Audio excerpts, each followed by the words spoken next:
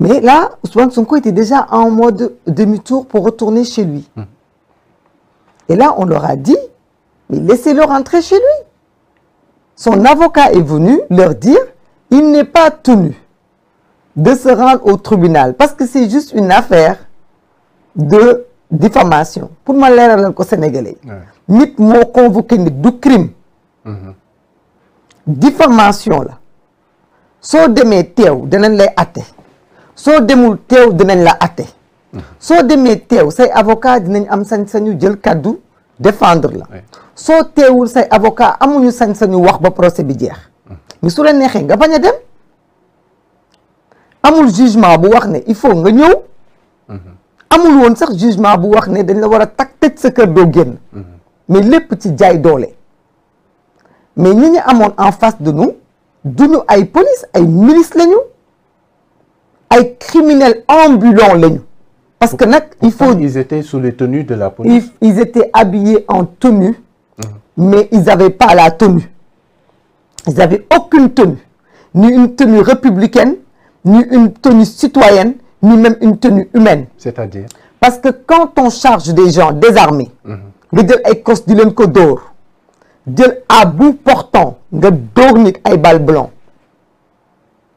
xam nga ni tenue bi nga sol moom moo la ko may ndax bu du woon tenue bi nga sol doo sañ jël sa arme di ma ko tirer man te duma def dara mais jusque là amul kenn ku génnee arme wala ku génnee objet contendant ci groupe bi ñu nekkoon ñun amul ñu tirer ci sunu kaw comme des petits lapins comme si on n'était pas des citoyens wala ay nit comme ñoom les forces de désordre parce qu'il faut appeler un chat un chat. Ils ont été lamentables et parmi eux se sont déjà formés ñu naan ñii ay GIGN lañ ay BIP lañu ils sont censés être la corps d'élite de cette police de cette gendarmerie ñooñu ñoo doon dal sunu kaw ñooñu ñoo doon tirer à bout portant sur des manifestants. Bi ñu defee loolu ils ont gazé les gens ñu intercepté Ousmane Sonko en premier lieu pour yóbbu ko ci seen auto blindé bi la sécurité s'est interposée d'autres responsables militants se sont interposés di récupérer ko ci la ñu ko dugal nag ci auto bi ma yoroon man boobu man j'étais ci otoom ci lañ ko dugal ci auto bi ma yoroon man la dame bi ma lay wax te sant Mbodj mu ngi woon toujours ci auto bi ak chauffeur bi parce qu'elle était en live direct sur les réseaux sociaux loolu moo tax mu continuer live bi loolu moo tax image yi ngeen gis ci biir auto bi ñu gis ko après Guy Marius Sagna rejoindre leen ñu jàpp Ousmane Sonko dugal ko ci auto bi toujours dans le souci pas pour taxaw xeex ak force de l'ordre yi pas pour riposter mais toujours dans le souci de quitter les lieux et de rentrer chez lui boobu la véhicule bi ma yoroon man mu ngi nekkoon en face le Elton si rond-point bi a voulu faire demi-tour pour jël à gauche côté Mermoz pour revenir ils ont pas voulu ils se sont ñëwaat encore toujours les forces de l'ordre ñëwaat wër véhicule bi ne coûte que coûte il faut ñu jaay ko doole il faut ñu wone ni li ñuy wax fan yëpp force restera à la loi il faut qu'ils montrent que ñoom c'est eux qui décident. Mais là, alors qu'ils avaient aucune décision de la justice qui les obligeait à user de la force pour arrêter ni Ousmane Sonko ni violenter le convoi. Amul benn décision bu leen ko jox. Il fallait un mandat d'amener wala un mandat d'arrêter wala au moins qu'on dise que le juge dise amenez-le-moi. Dans l'histoire politique du Sénégal amul benn procès de diffamation bu ñu obligé nit ki ñu convoqué nga dem wuyu.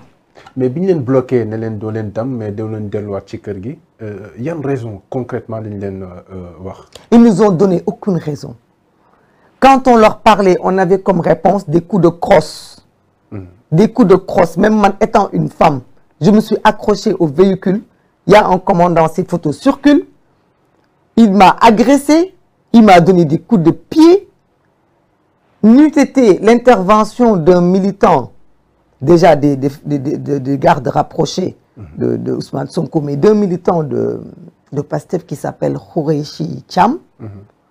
moom moo ñëw dugg sama diggante ak force de l'ordre bi il m'avait empoigné enlevé ma coiffure ñu jote jàppante mu ñëw intervenir d'autres agents de sécurité ont essayé d'intervenir on est obligé de dire ce qui s'est passé parce que de loin les gens ont l'impression que dañu ñëw rek jàpp Ousmane Sonko les gardes rapprochés qui n'étaient pas armés nga dóor leen ay coups de crosse tirer leen à bout portant ay nit lañu quand on prend un coup on encaisse le coup lu ñu mënoon def nañu ko ba tey gisuma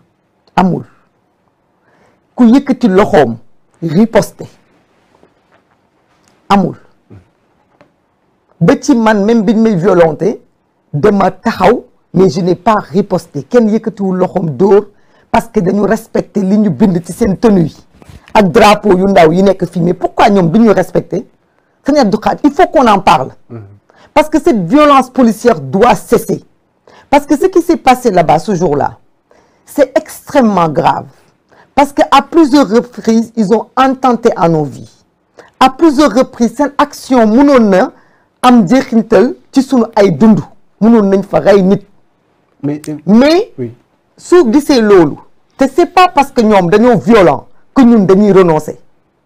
ndax quel que soit Alpha demain si la même situation se présente nous serons au même lieu avec la même attitude donc ñoom ñoo war a xoolaat seen attitude parce que bu fekkoonte ne ils sont professionnels ils auraient pu faire le maintien de l'ordre sans que grabuge yi am parce que il aurait suffi ñu encadrer oto bi nuñ ko encadrer début ba fin ñu xool est-ce que oto bi day foncer ci kaw dragon yi benn oto foncé wul ci kaw dragon au contraire dragon yi nga gis ñuy dégager ay oto avec une pelleteuse avec une violence inouïe di casser des pare-brises di casser des vitres alors que foofu amul woon benn violence devant eux il y en avait aucune ils ont voulu exercer leur force sur le peuple leur force sur les citoyens désarmés pour montrer qu'ils sont la force mais qu'ils sachent que c'est la honte de leurs corps d'élite qui sont en train de signer. D'accord. Parce que des corps d'élite doivent être organisés, doivent être professionnels, doivent pouvoir maintenir l'ordre sans créer le désordre. Et ça, ils ont pas pu le faire. D'accord. Mais Maïmouna, li nga expliqué nii yëpp, on comprend que da nga nekk di expliquer qu'il y a eu beaucoup de bavures policières, mais bu fekkoon ne par exemple itinéraire bi ñu leen wax ngeen jaar fa jaaroon ngeen fa, est-ce que lii yëpp doon na mën a am? Personne ne peut le dire parce que c'est les mêmes forces de l'ordre qui étaient sur cet itinéraire. Et c'est les mêmes forces de l'ordre qui, il y a la dernière convocation bi, ñoom ñoo intercepté le véhicule de Ousmane Sonko sous le tunnel, gazé leen, toj vitre. Donc rien ne nous dit que suñu leen toppoon ci itinéraire boobu ñu ñuy dugal avec tous les nervis recrutés au niveau de la Médina, est-ce que nos vies n'allaient pas être en danger? Parce que munoo nit ki di dem nga écarter la presse, écarter les gens qui faisaient les lives autour du convoi, écarter tout témoin, tous les Sénégalais qui étaient là accompagner le convoi nga écarter leen ba pare nga ne da nga nar jàmm bu ñu naroon jàmm ni ñu génnee ci kër gi lañ ñu waroon bàyyee ñu continuer noonu convoi bi même biñ ñu waxee du ngeen jaar fii waroon nañu mën a permettre ñu dëpp nañu waxante dëgg itam dëkk bi dañu war di waxante dëgg bi ñu nee du ngeen jaar à droite waroon nañ ñu bàyyi ñu def demi-tour dëpp fi ñu jóge woon loolu mooy li nekk dëgg parce que nit ki sooy dem wuyu ji wala ngay dem foo munti dem da ngay jaar fi dal sa xel c'était pas aux forces de l'ordre d'obliger aux gens ou de dire aux gens fan la ñu war a jaar loolu du seen responsabilité parce que nit ñi jóge cité Keur Gorgui gi ñëw ba foofu mënoon nañu jógewaat foofu demaat ba cité Keur Gorgui gi te problème du am mais defuñu loolu dañu jaay nit ñi doole loolu mooy dëgg na ko sénégalais yëpp xamee noonu dañu jaay keroog Ousmane Sonko doole jaay citoyens yi nekkoon ci mbedd mi doole won ñu ni ñun ñoom ñoo yor suñu ay ngàndaay mais suñu ngànnaay yooyu dañ koy utiliser ci suñu kaw malgré que ñun daluñu ñoom ci seen kaw loolu li tax ma di ko insister mooy dañu tàmm di wax xale yaa ngi violent ñu ngi gis ay xale ñu ngi taal ñu ne lu tax ñun naqarlu wuñu xale yi taal yooyu ñuy taal mais man mi nga xamante ne maa ngi sur place ñu may violenté suma yaram bi yëpp nekk ay bleu suma yaram bi yëpp nekk ay bleu ma ñibbi si war a mën a won suma doom que je suis violente et j'ai des bleus partout qui me l'a fait des forces de l'ordre des gens qui sont censés faire ma sécurité et en aucun moment je n'ai pris une pierre pour taper sur eux.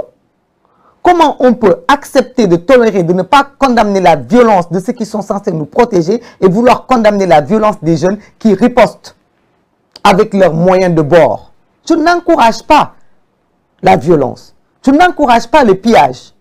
Mais je dis, de fois, en cause, avant de parler des conséquences.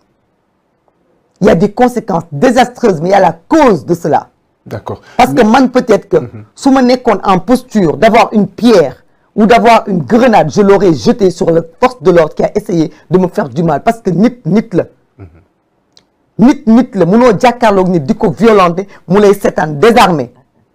Amul benn leader wala responsable bu nekk foofu bu yëkkati xeer wala yëkkati bant wala yëkkati quoi que ce soit. Suñ ko defoon, peut-être qu'on allait recevoir des balles réelles. Ouais. Puisque sans rien faire, on a reçu des balles blanches. On est parti avec des blessés. Mais doyuluñu ci loolu. Quand Ousmane Sonko et Guy Marius Sagna sont retournés ci oto bi ma yoroon man, ñun dès qu'on a vu l'action, on est retourné sur nous, hein, pour aller ci oto boobu. Bi ñu ñëwee on voulait accéder ne leen may leen ñu wax ak moom mais ba munu amu leen droit di dugg ci biir oto bi. Ils l'ont continué à le violenter ci la femme bi di filmer vidéo yooyu nit ñi jot tey. Mais ils ont pris un produit toxique qui n'est pas de la lacrymo, parce que la lacrymo, on en a respiré d'or. Ils le tirent à bout portant. Lui, c'est un spray qu'ils ont pompé dans le véhicule. Vous l'avez senti? C'est Abdou Khad. Dinaa la ñëw ci sentir naa ko. Parce que biñ ko pompé ñi nekkoon ci oto bi ñëpp a génn dont le chauffeur bi nga xam ne ba tey may wax ak yow nii man gisuma ko. te dinaa la expliquer naka la action bi demee après bi ñu pompé produit bi ñi nekkoon ci oto bi ñëpp dañu génn en suffocant parce que mënuñu woon rester ci oto bi après altercation am na si l'avocat dañ ko gazé woon il a fallu que ñu dem dimbali ko récupérer saagam ci oto bi parce que boobu jël nañu Ousmane Sonko dugal ko ci seen blindé bi ñu daw dem jëli avocat bi malgré son état ah man maa récupéré woon son téléphone et ses affaires pour mu mun a rejoindre Ousmane Sonko ci oto bi ci oto blindé bi pour mu mun a dem ak moom fi ñu ko munti jëmee bi mu demee ak moom ñun on est revenu bëgg delluwaat man ci oto bi nga xam ne foofu la Ousmane Sonko nekkoon ñu gazé ko mais oto bi ma ci duggee mais j'ai failli mourir te pourtant diggante boobu 10 minutes jàll na mais j'ai failli mourir tellement que dama def des hoquets de telle sorte que j'avais l'impression que mes poumons allaient sortir su may bët di tuuru ndax gaz bi ñu sotti ci oto bi ndax gaz bi ñu sotti dañ ko pulvériser dañ ko pulvériser ils ont fait 2 piches et c'est resté dans le véhicule man j'ai perdu mes moyens j'étais obligé de sortir du véhicule il y avait aussi des agents de sécurité ñu génn ils nous ont mis à l'arrêt comme des voyous ils nous ont demandé de mettre les mains sur la voiture moi sur le coup je comprenais pas un agent est venu yow yaa doon filmer il faut me donner ton appareil il m'a malmené bumax ma ne ko j'avais pas d'appareil c'est après dans les images que j'ai compris qu'en fait c'est parce qu'il y a une dame qui était restée dans la voiture la mbouch et que moom moo doon filmer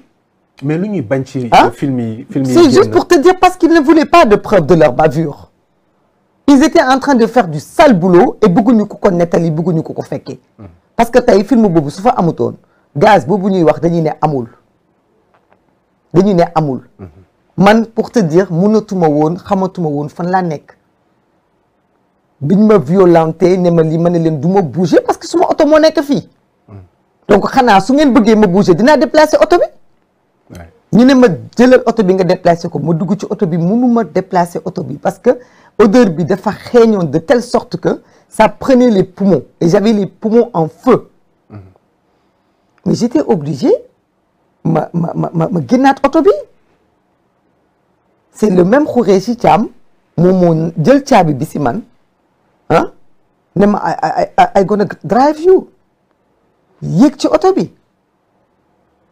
di la déplacer oto bi malgré l'odeur malgré l'odeur c'était horrible C'était horrible. Jusqu'à même l'après-midi, l'odeur était restée dans la voiture et ça prenait à la gorge. Alors, moi, je ne suis pas là pour dire ce qu'ils ont pulvérisé, c'est quoi? Qui est malade, qui ne l'est pas, qui est moribond, qui ne l'est pas. Mais ce que je sais, c'est qu'on a intenté à nos vies, c'est des tentatives d'assassinat. Parce que gazer les gens à bout portant de produits yoo xam ne ñooñu di ko utiliser sax xamuñu conséquences produits yooyu ci santé nit à long terme xamuñu ko. Parce que c'est des produits toxiques yoo xam ni man mi di wax ak yow j'ai jamais eu de problème de vue. Mais depuis des années en manifestant dañuy am des problèmes de santé et il faut que les forces de l'ordre sachent que li ñuy utiliser ci sunu kaw buñ leen tëjoon ci ay néeg door leen ko xam nañu ni baaxul. Il faut que ñu delloo ci seen xel. Il faut ñu delloo ci seen xel parce que ñun ay sénégalais lañu comme ñoom. te ñun li ñuy xeex ni le monsieur là avec la casquette là mais kii moo ma bu max ci oto bi d'une façon d'une violence on s'est man ak moom on s'est alterné ma ne la c'est le militant boobu moo dugg suma diggante ak moom. violence bi ñuy exercer su ñun te ñoom seen bopp bu ñu wéetee xam nañ ni ñun li ñu war rek la ñuy def te c'est pas parce que ñoom dañuy violent que ñun dañuy abandonner combat bi ñu nekk di combattre nii. bu ñu kenn wax ay affaire il faut être républicain que da nga war a taxaw yeew la nga dem dugg ci tribunaux yi ñu def la lu ñu la war a def dama ni quand une personne a des droits et qu'elle ne se bat pas pour faire respecter ses droits si elle perd ses droits elle en est la première responsable. Ousmane Sonko comme beaucoup de citoyens ont voulu user de leur droit d'être dans un pays libre de leurs mouvements et gestes, libres de pouvoir vaquer à leurs occupations, libres de choisir les chemins sur lesquels ils vont emprunter pour aller répondre ou à la justice ou à d'autres choses. D'accord. Donc mënuñu accepter ñu ñuy wax nañu dañoo war a nangu topp ñoo xam ni ñoom par contre amuñu benn sañ-sañ ni benn décision bu jóge tribunal bu leen may ñu tere ñu exercer ces libertés yu nga xam ni constitution moo ñu ko may muy la liberté d'aller et de venir. On ne peut pas négocier avec ces libertés primaires. D'accord.